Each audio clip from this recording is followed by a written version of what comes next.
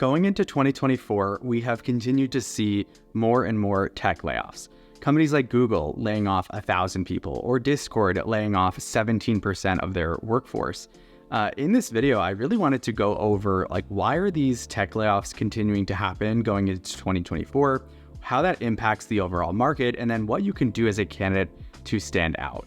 To be blunt, I think the job market is really, really tough right now. There are not as many openings in these tech companies, but there's tons of qualified candidates out there, literally thousands and thousands who are qualified people for these roles. So you'll see a job posted on LinkedIn, and within a couple hours or a few days, you are seeing 500 or 600 people applied to this role, and then the role is taken down as they start to interview those candidates. This is extremely stressful and overwhelming for a candidate, someone who is maybe a really good product manager or could be a really good product manager. They're just not given the chance to actually interview because there's so much competition out there. So to step back, I kind of wanted to just talk about why are these companies still laying people off? And I think it's a big continuation from 2023.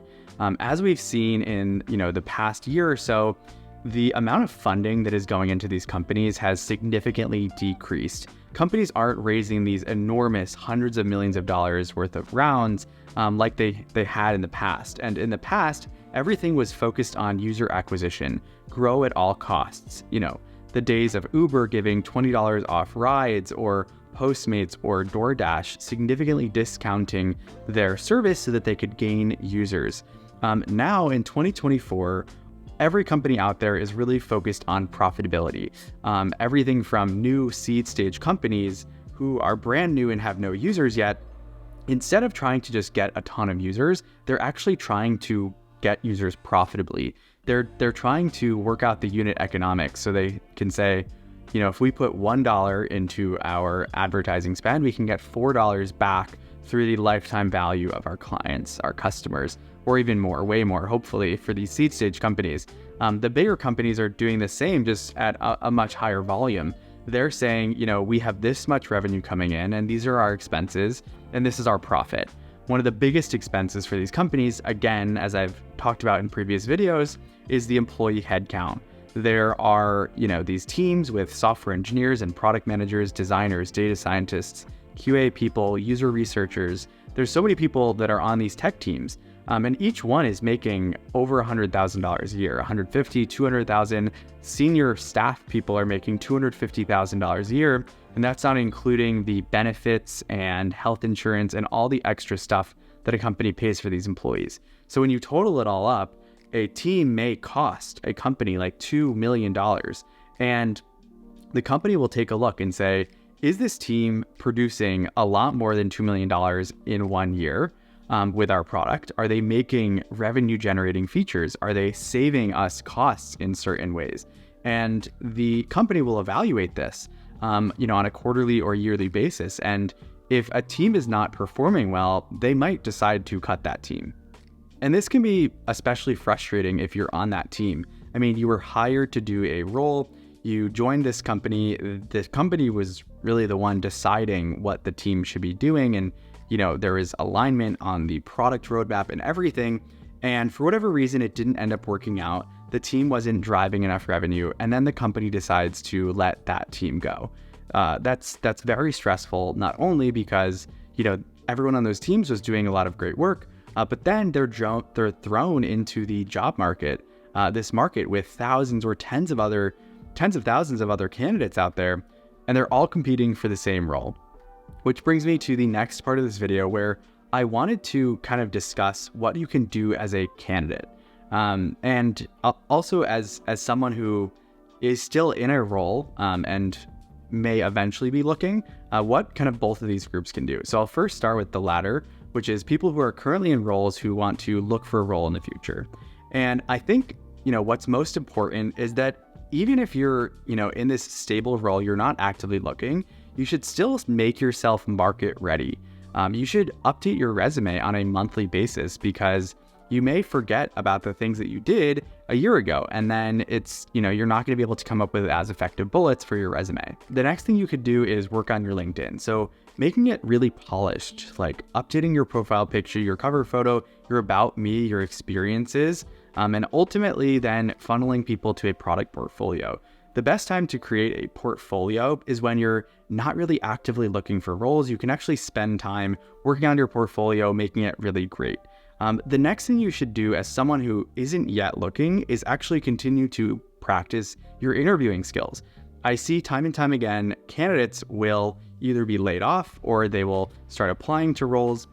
They don't really practice interviewing until days before the actual interview. So they'll finally get an interview after a ton of work, tons of applications, and then they are scrambling at the last minute to learn the frameworks and learn, how they should present themselves for this role and researching the role. There's so much that goes into an interview.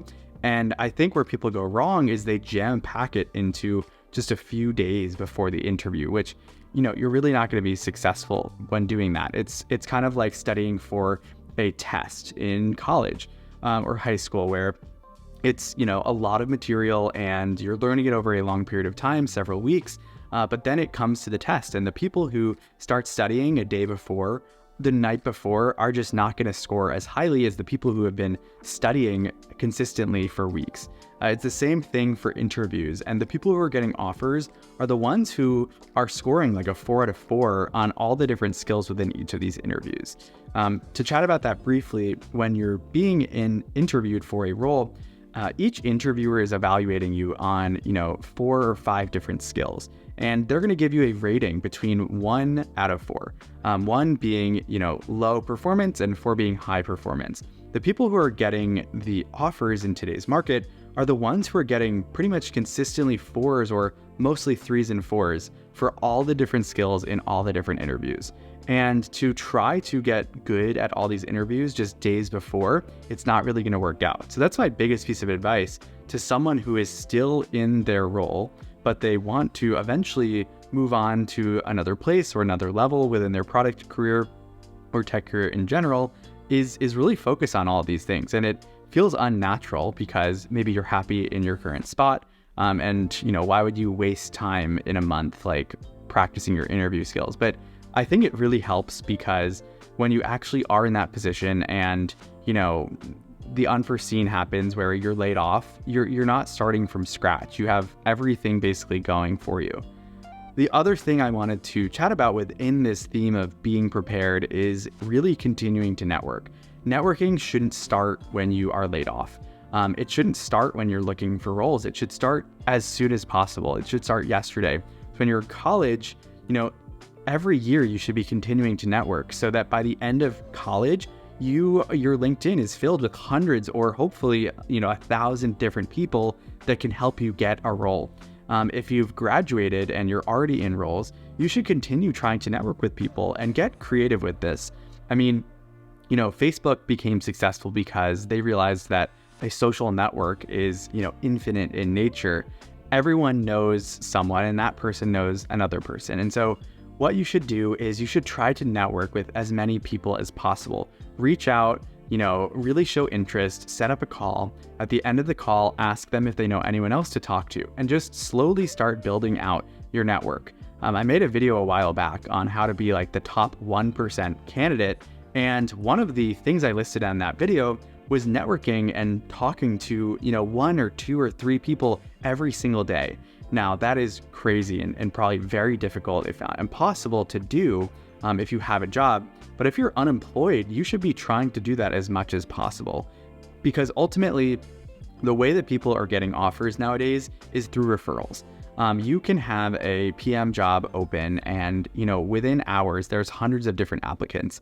Recruiters and hiring managers simply can't look through all those applications. Imagine there's 3,000 resumes.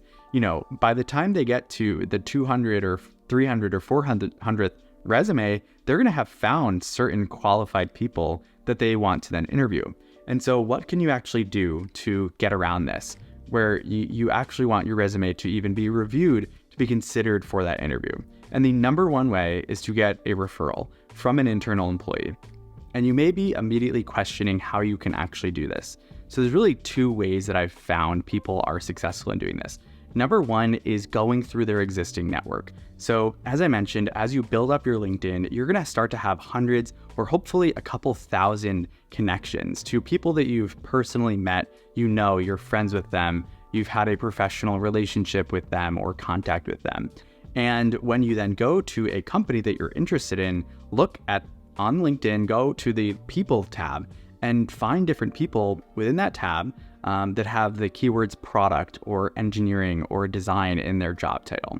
And then see if you have any second level connections, so mutual connections with other people in your network. And then hopefully one of those people or a couple of those people have a mutual connection. And then you can reach out to that mutual connection who can then put you in touch with the contact at the company.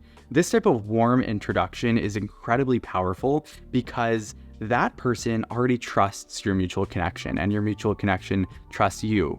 And these relationships are really built on trust. So that's a way to get into a company, to get into a specific person. Then ultimately, when you talk to them, you set up a conversation or send them questions over email. Then you can build trust that you're, a qualified candidate, you know what you're talking about, and then they can refer you.